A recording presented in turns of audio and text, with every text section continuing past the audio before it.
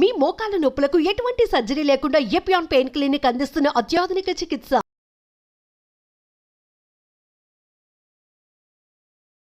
38 ఏళ్ల ఎక్స్పీరియన్స్, 16,000 పైగా సర్జరీస్, లక్షల్లో పేషెంట్లు. ఇంత ఎక్స్పీరియన్స్ ఉన్న ప్రముఖ కార్డియాలజిస్ట్ డాక్టర్ గోపాలకృష్ణ గోఖలే గారు ప్రస్తుతం మనతో పాటు ఉన్నారు. డాక్టర్ గారు నమస్తే అండి. నమస్కారం. కొలెస్ట్రాల్ అని అంటున్నాం కదా, అసలు ఇవి వేటి వల్ల వచ్చే అవకాశం ఉంటుంది సార్? మన ఫుడ్ హ్యాబిట్సా లేకపోతే లైఫ్ స్టైలా?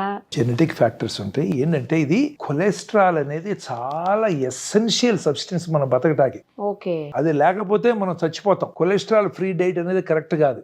ఇప్పుడు ఇది ఏమవుతుందంటే మన బాడీ ఏంటి, మల్టిపుల్ సెల్స్తో వచ్చిన ఇదనమాట. అంటే చిన్న చిన్న మనం గోడ కడితే ఇటుకలు ఎలా ఉంటాయో మనకి సెల్స్ ఒక్కొక్క కణం ద్వారా కొన్ని మిలియన్స్ ఆఫ్ కణాలు కలిపి మనకి స్కిన్ ఫామ్ అవటం, కొన్ని మిలియన్స్ కలిపి లివర్ ఫామ్ చేయటం, హార్ట్, అట్లా ఉంటాయి సెల్స్ అన్నది. ఈ సెల్ అన్నిటికీ ఒకదానికి మధ్యలో మెంబ్రెయిన్ ఉంటుంది, గోడ ఉండదు. ప్రతిదానికి మన అలమరాలో కిటికీలకి గోడలు ఎలా ఉన్నాయో ఆ సెల్ కూడా ఉండి లోపల సైటోప్లాజం అని, సబ్స్టెన్స్ అని, గ్రేట్ ఫ్యాక్టరీ అది. దీని నుంచి దానికి ఏది పడితే వెళ్ళకూడదు, దాని నుంచి దీనికి ఏది పడితే. అందుకే ఈ రెండుకి స్పెషల్ ప్రాపర్టీస్ ఉంటాయి. దేన్ని పర్మిట్ చేయాలి, దేన్ని పర్మిట్ చేయకూడదు. అంటే it's a mechanism beyond imagination for us. ఇప్పుడు మామూలు మనిషి బ్రెయిన్కి అందేది కాదు ఇది. ఇదంతా మనం ఎంత స్టడీ చేసినా కూడా అంత మెకానిజం ఉందో నేచర్ నుంచి బిల్డ్ చేసింది అది అనమాట. అందుకని ఏమవుతుందంటే ఈ మెంబ్రెయిన్ సరిగ్గా ఉండకపోతే అది సెల్ చచ్చిపోతుంది, ఏది పడుతుంది లోపలికి వచ్చి.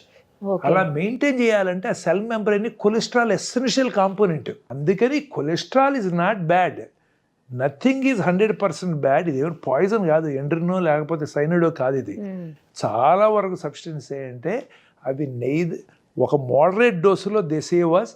తగ్గిన ప్రాబ్లం, ఎక్కువైనా ప్రాబ్లం. ఇప్పుడు ఇందాక నేను గుడ్ కొలెస్ట్రాల్ ఒక మాట, కొలెస్ట్రాల్లో 2 రకాలు చూస్తాం. బ్యాడ్ కొలెస్ట్రాల్ గురించి మాట్లాడాం.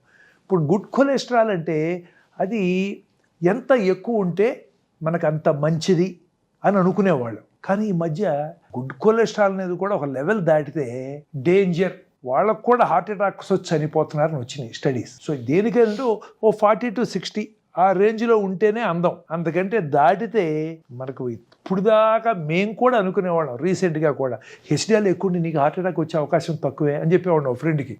కానీ చూసిన తర్వాత నేను చాలా రాంగ్ చెప్తున్నా కదా, సైంటిఫిక్ పర్సన్ అయ్యుండి.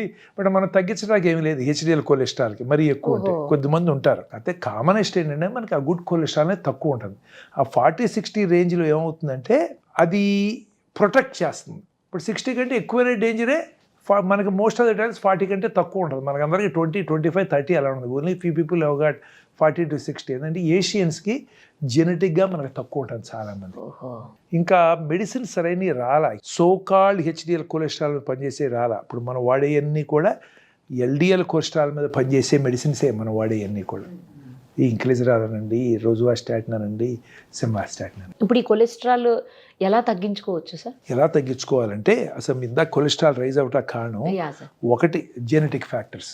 కొన్ని ప్రధానికి ఏంటంటే ఇది ఈ మెటబాలిజం ఆఫ్ ఫుడ్, మన తిన్న ఫ్యాట్ మెటబాలిజంలో ఫామ్ అవుతుంది. అది దాని మెటబాలైట్ చేసే ఎంజైమ్స్ తగ్గినా, ప్రొడ్యూస్ చేసే ఎంజైమ్స్ ఏదైనా ప్రాబ్లం ఉన్నా కానీ కొలెస్ట్రాల్ ఎక్కువ వస్తుంది. జెనెటిక్, ఫర్ ఎగ్జాంపుల్ లివర్లో బై బర్త్ కొన్ని ఎంజైమ్స్ ఉండవు, ఉన్నప్పుడు ఇలా చాలా కొలెస్ట్రాల్ ఉండదు, ఎల్డిఎల్ కొలెస్ట్రాల్ కన్వర్ట్ అయిపోతుంది, ఉండిపోయి చాలా పెరుగుతుంది. అట్లా జెనెటిక్ ఫ్యాక్టర్స్ కొన్ని ఉంటాయి. దానికి మనం నిజంగా చేయగలిగే తక్కువ ఇంక్లిజరాను ఇలాంటి ఏదైనా, లేకపోతే కొత్తగా వస్తున్నాయి కదా జీన్ ట్రాన్స్ఫర్స్ అని, అటువంటి వాటితో ఏమైనా హెల్ప్ ఉండొచ్చు. తర్వాత రెండోది వచ్చేది మెటబాలిక్ రీజన్స్ అంటారు. మెటబాలిక్ అంటే మన సిస్టమ్ అన్నీ పనిచేస్తున్నాయి కానీ కొన్ని హార్మోనల్ డిస్టర్బెన్స్ మూలాన మెటబాలిజం సరిగ్గా పద్ధతిలో వెళ్లకుండా ఎక్కువ పుడుతుంది. ఫర్ ఎగ్జాంపుల్ డయాబెటీస్ కంట్రోల్ లేదనుకో కొలెస్ట్రాల్ లెవెల్ పెరుగుతుంది. అలాగే థైరాయిడ్ గ్లాండ్ సరిగ్గా పని చేయకపోతే కొలెస్ట్రాల్ పెరుగుతుంది. ఇలాంటి డిస్టర్బెన్స్ అది రెండో రీజన్. మూడో రీజన్ వచ్చేటికి మనం తినే ఫుడ్. ఇప్పుడు వీటన్నిటికీ ఏంటంటే మనం తినే ఫుడ్ని మోడరేట్గా చేసి, ఆయిల్స్ తగ్గించి, అలాగే కొంత ఎక్సర్సైజ్ చేసి మోడరేషన్లో ఉంటే కొంతవరకు కంట్రోల్ చేయగలం. ఇంకా 4th కాజ్ అంటావా, మనకు తెలియంది చాలా ఉంది ఇందుట్లో. మనకు తెలిసిన దీని గురించి it's only a drop in ocean. ఒక 25 years తర్వాత ఎవరిని వచ్చి ఇదే మాట చెప్తే, డాక్టర్ గోఖలే నీకేం తెలియదు పోవాయా, నువ్వు అంతా రాంగ్ చెప్పావన్నా అనొచ్చు. ఎందుకంటే అండర్స్టాండింగ్ మారిపోతుంది ఆ టైంకి. Maybe some other medicine will come, maybe you identify some other hormone which we have not identified is responsible for this.